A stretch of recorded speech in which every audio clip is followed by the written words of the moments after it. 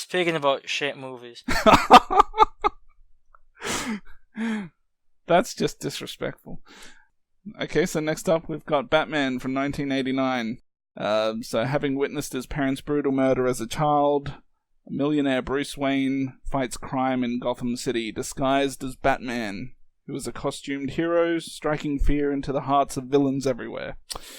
But when a deformed madman who calls himself the Joker seizes control of Gotham's criminal underworld, Batman must face his most ruthless nemesis ever, while protecting both his identity and his love interest, reporter Vicky Vale. So this is actually, to my memory, the first movie I ever saw in a theatre. And I believe I was around 5 to 6 years old at the time. So I still remember at the end of the movie, where they have that shot of Batman standing on the building. I remember in the theater standing up and, doing the same thing from where I was sitting in the theater as a kid. In terms of Batman movies, and this is probably the nostalgia aspect, and clearly, being the first movie that you see in the theater, it has that special connection with you, at least for me. So there's a lot of things about the movie that I do love. I think Michael Keaton in the movie is good. I prefer him the most out of all of them. He's probably not the most accurate to how Batman is in comics and all that.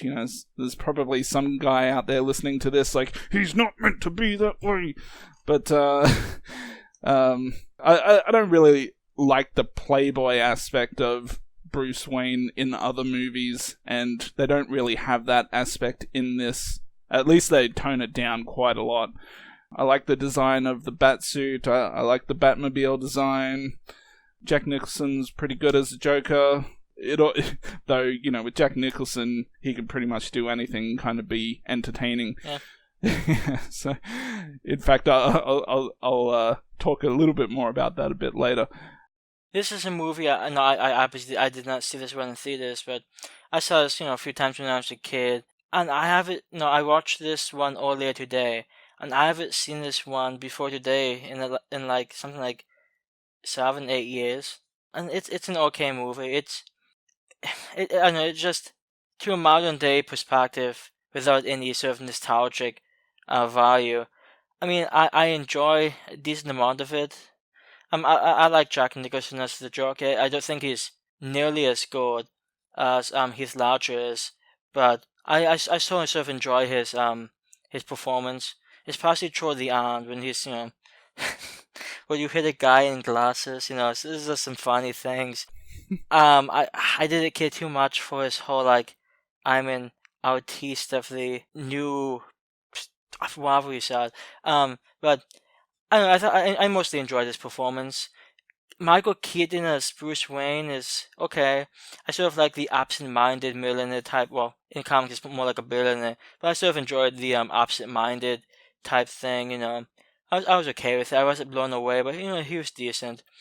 And there's other small performances that don't really matter that much, but I enjoyed them. Like the Alexander Knox character, he was sort of fun. And I really enjoyed Alfred too. This is probably one of my favorite renditions of Alfred. So I don't know. There's a lot of things I like about the movie. It just doesn't really blow me away. I feel like a Batman movie is short. It doesn't feel epic to me. It doesn't feel like an amazing movie. It just feels like a decently made Batman movie. But you can tell they could certainly improve, and I think they do in the future. They do have pretty good music though. It's a very Tim Burton-esque type movie. It's very much his style, and some of his earlier movies like this, and I think Edward Scissorhands' pretty decent movie for what it is, but it's a style that kind of annoys me the further and further. Not with these movies, but with other movies that he's made further down the track, it's kind of annoyed me. Now, one interesting thing about the Joker is Tim Burton had someone else originally in mind to play the Joker, and his first choice, do you happen to know who it is? Off the top of my head, I do not. was actually meant to be Brad Dourif. So that was Tim Burton's original choice for the Joker. And I'm not sure why it didn't happen. I mean, honestly, that would have been an okay choice. I can see why. Yeah. But yeah, no, it's just an interesting tidbit for all the horror fans out there. Anyways, back to Jack Nicholson. I listened to an interview not a whole lot long ago with Michael J. White, who was in The Dark Knight. You may or may not be familiar with who he is, but he's that one guy in The Dark Knight who says something like, "Give me one reason why my boy here shouldn't rip your head off," or something like that. You know, the pencil trick. Yes. Yeah. So he was talking about the difference between Jack Nicholson and Heath Ledger playing the Joker. And yeah, he was saying, you know, Heath Ledger did a better job, mainly because Jack Nicholson, you know, anything he does is interesting. He could just read the alphabet and people would find it interesting. You know? But Heath Ledger, with what he did, he completely...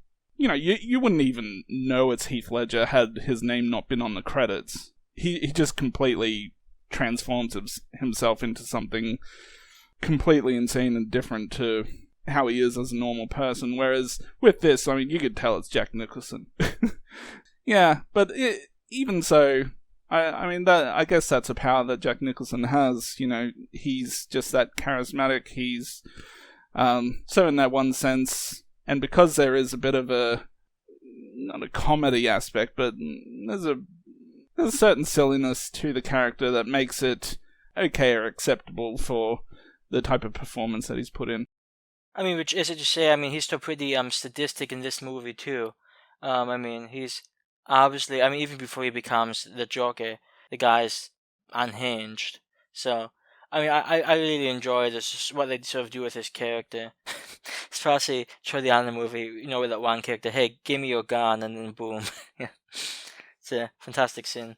It's a very dark movie with some violence in it, but, I mean, the rating for this movie here in Australia is only PG, and our PG is softer than a PG in America. Or, well, like, your PG-13 is like a M rating here for a lot of movies. I'm sorry. And this doesn't even reach an M rating, so I guess that's why it was fine for me to see it in theaters when I was 5 or 6 years old.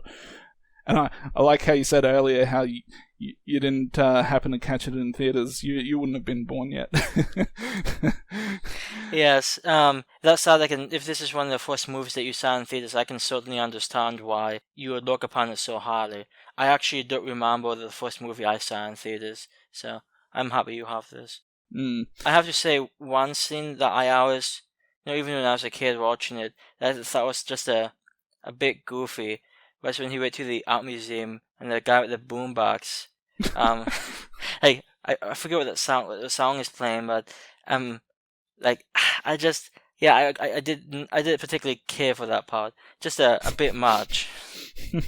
Yeah, the Prince soundtrack, yeah. But I think another thing about this movie that I really enjoy is, I'm not going to say it's ultra realistic, but it's a lot more grounded.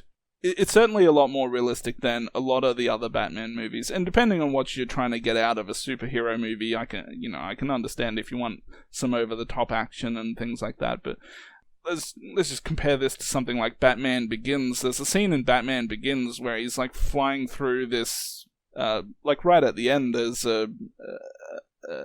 what is it, like a train that's a train that's been cut in half or whatever, and he's flying through, and yeah, you know, you're not going to see things like that in this movie.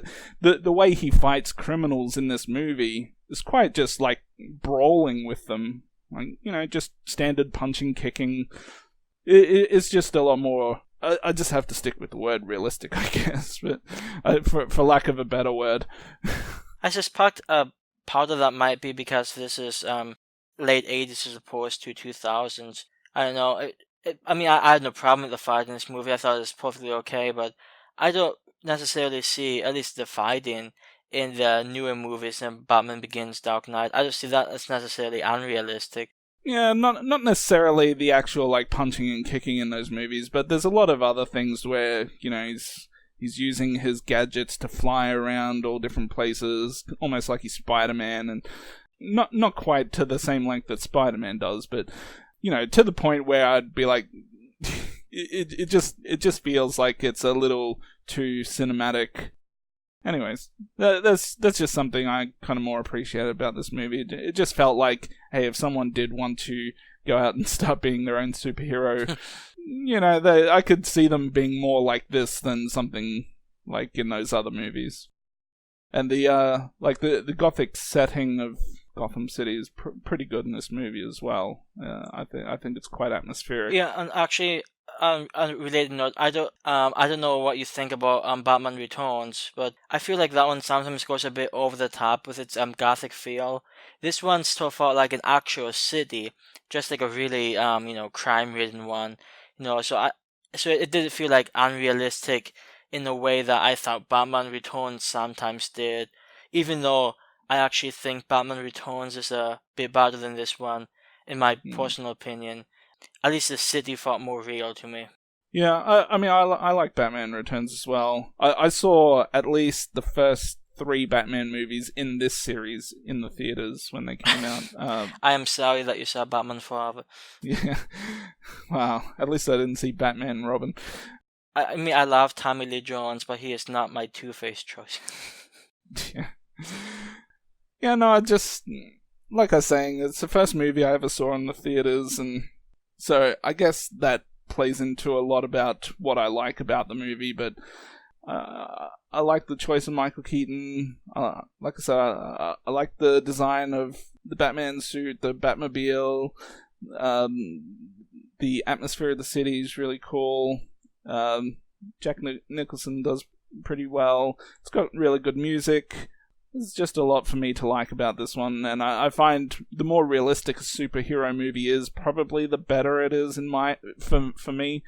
So I'm going to give it a 10. I'll give it a 10. I struggle between a 9 and a 10, but I'm going to push it up to a 10. Yeah, I think it's a decent movie. I suspect that some of my issues with it may be purely generational. Obviously I saw this movie before I saw Batman Begins. I probably like Batman Begins more than this one, but I definitely think The Dark Knight is one of the best Batman movies ever made, and I don't think that's going to be beaten anytime soon, especially since DC sucks at making live-action movies nowadays. Aside, I guess they had maybe 2 good movies in the last 10 years live action. I don't know, this movie's okay. It just doesn't blow me away. I mean, the story is decent. It's but there's not enough to it. There's not enough punch. Like the whole thing with Jack Napier being that one who killed Bruce Wayne's parents.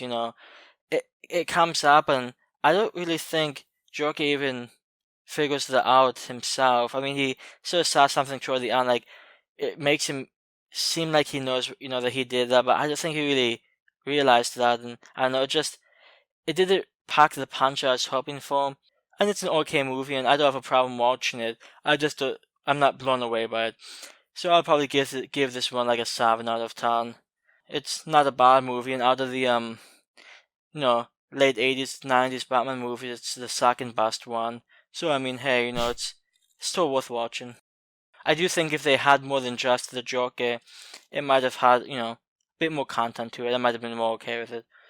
That's why I sort of appreciated the later movies having at least, maybe 2 villains. But, it's okay.